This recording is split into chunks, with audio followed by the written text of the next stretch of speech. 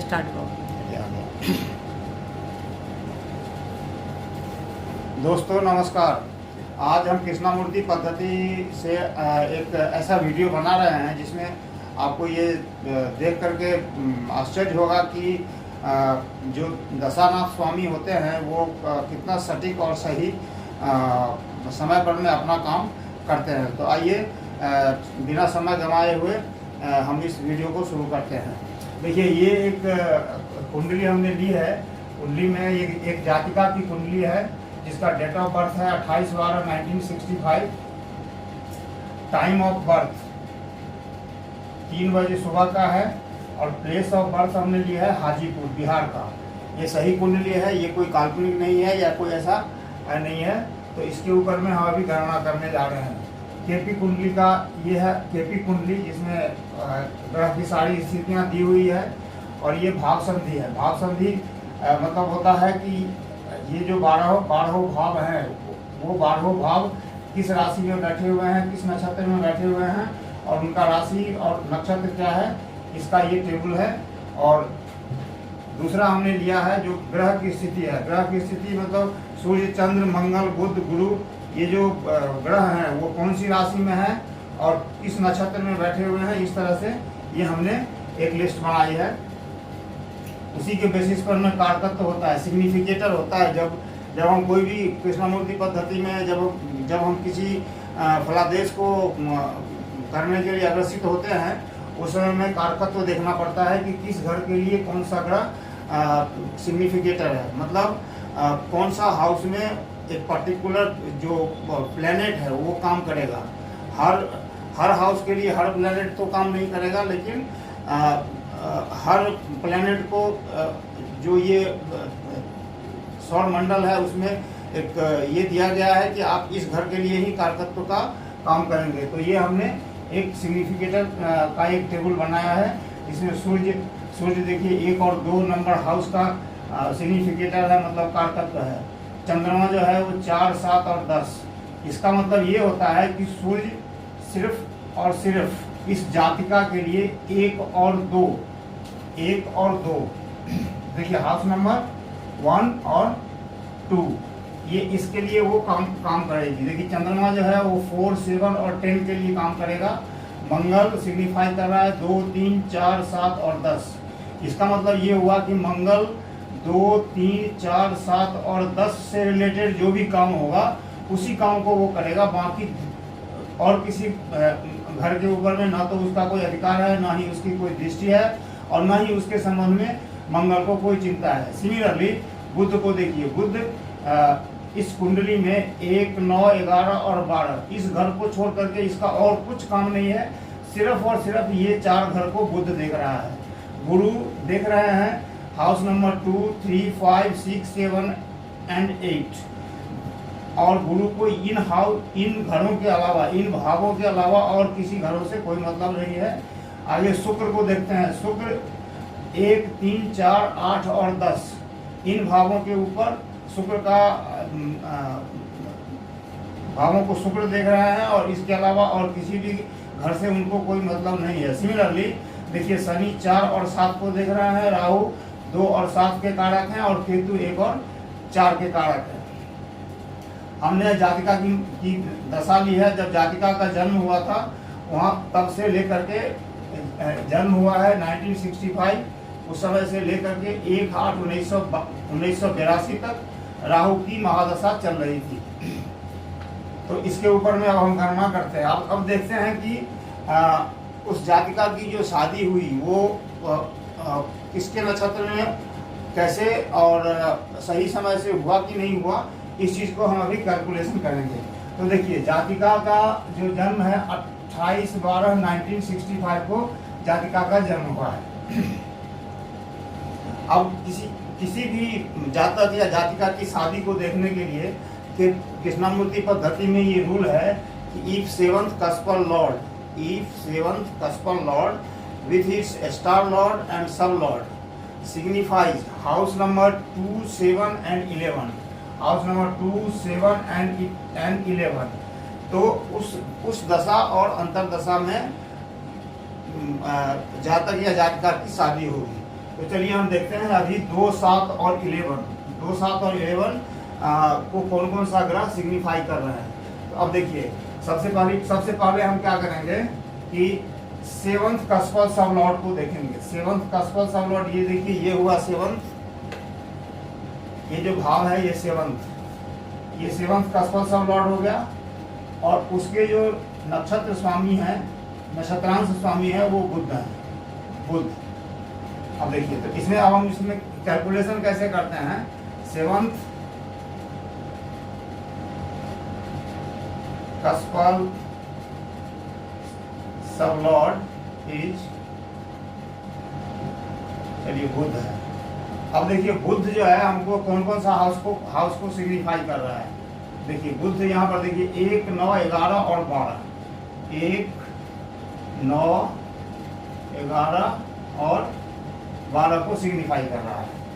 अब बुध का जो स्टार लॉर्ड है उसको देखना है। अब यहाँ देखेंगे कि बुध का जो स्टार लॉर्ड है, उस बुध का स्टार लॉर्ड है मंगल। बुध का स्टार लॉर्ड यहाँ हम देख रहे हैं कि मंगल है। तो बुध का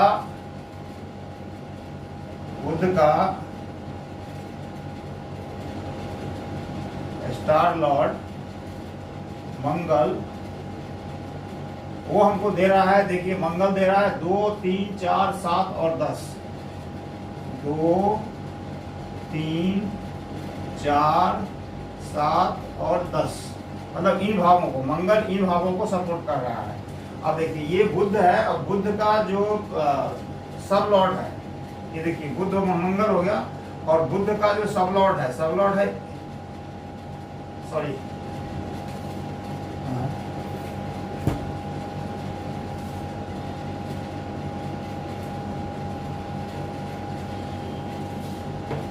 बुध का स्टार लॉर्ड यहाँ पर बुध ही है। बुध का स्टार लॉर्ड बुध ही है, सॉरी हमने गलती से मंगल ले लिया था। बुध का स्टार लॉर्ड यहाँ बुध ही है। तो अगेन ये क्या दे रहा है, 1, 9, 11 और 12। अब देखिए बुध का जो सब लॉर्ड है सूर्य। बुध का जो सब लॉर्ड है, बुध का सब लॉर्ड सूर्य है, और सूर्य हमें दे रहा है, यहाँ पर देखिए सूर्य को देखते हैं 1 और 2, 1 और 2।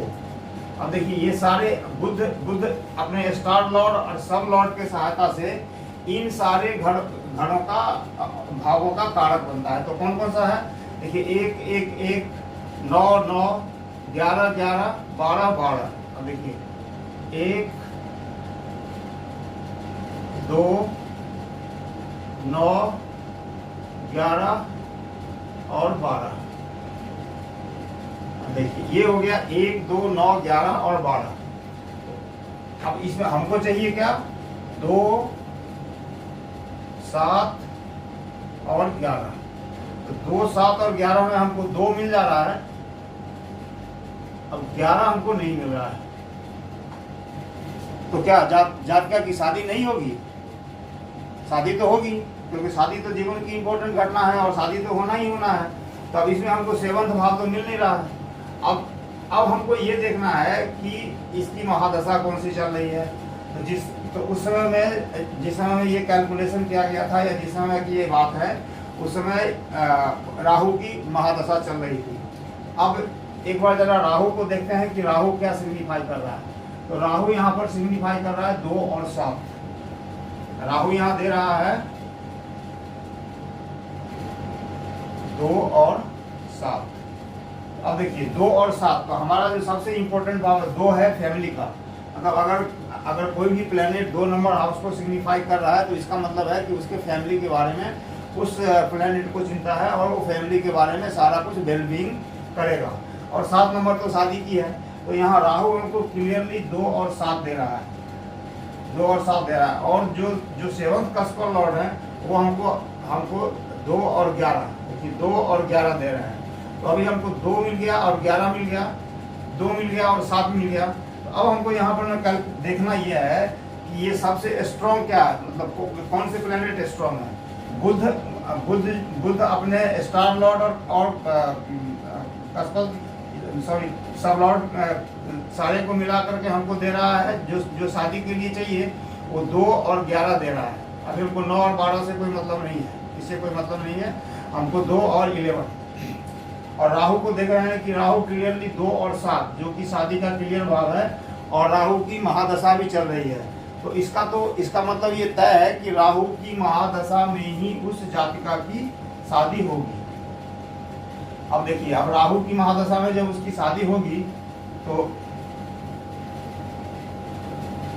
शादी कब होगी? अब देखिए, राहु यहाँ पर हमको दे रहा है 2 और 7, राहु दे रहा है 2 और 7। चलिए आगे और देखते हैं। यहाँ देखिए, चंद्रमा दे रहा है 4 और 7, चंद्र दे रहा है 4 और 7, मतलब 7 यहाँ भी है, 7 यहाँ भी है। अब देखिए कौन कौन से 7 दे रहे हैं हमको। गुरु भी हमको दे रहे हैं 7, गुरु भी हमको दे रहे हैं 7। शुक्र में कुछ नहीं, शनि हमको दे रहा है 7, शनि भी 7th हाउस का ये है।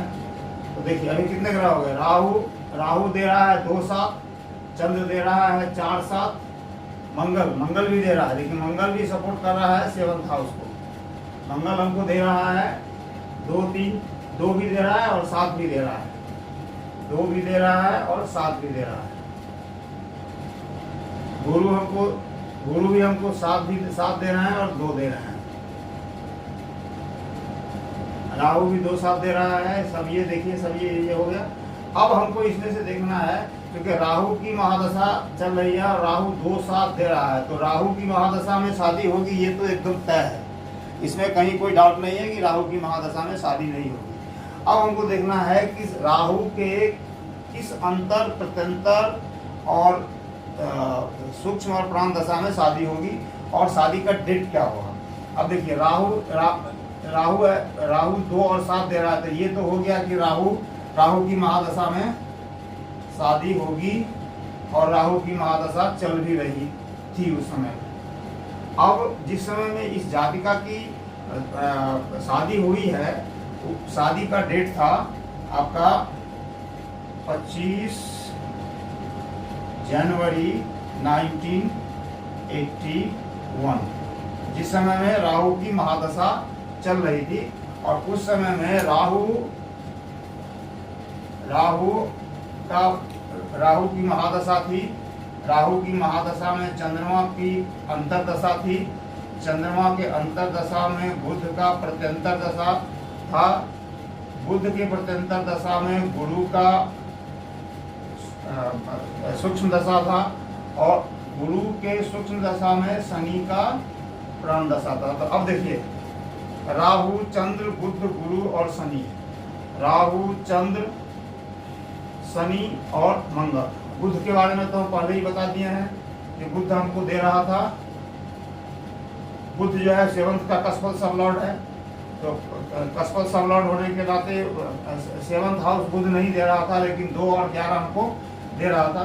तो राहु के महादशा में, चंद्र के अंतर्दशा में, बुध के प्रत्यंतर दशा में, गुरु और शनि के प्रत्यंतर दशा, जो ठीक 25/1/1981 को 25/1/1981 होता।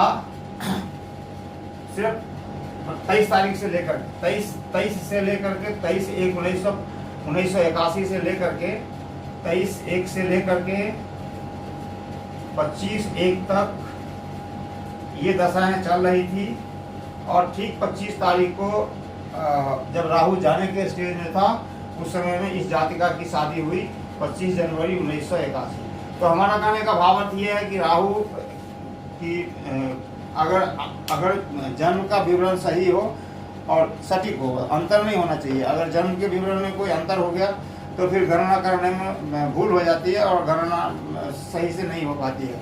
इस जातिका की जो कुंडली है उसको हमने बहुत तरह से टेस्ट किया है। टेस्ट करने के बाद में हमको ये महसूस हुआ कि एकदम जो इसका समय, जन्म का स्थान इत्यादि जो भी है वो सारे कुछ एकदम सही है। और उसके अनुसार हमने जब गणना की तो हमने देख लिया कि ये राहु की महादशा चल रही थी, और ये जितने भी हमको सिग्निफिकेटर मिले हैं ग्रह, उस ग्रह में ठीक एक दिन के अंतर में, मतलब देखिए आप 23 तारीख से लेकर के 25 तारीख के बीच में ये दो दिन था, ये सारे महादशा और दशाएं चल रही थी।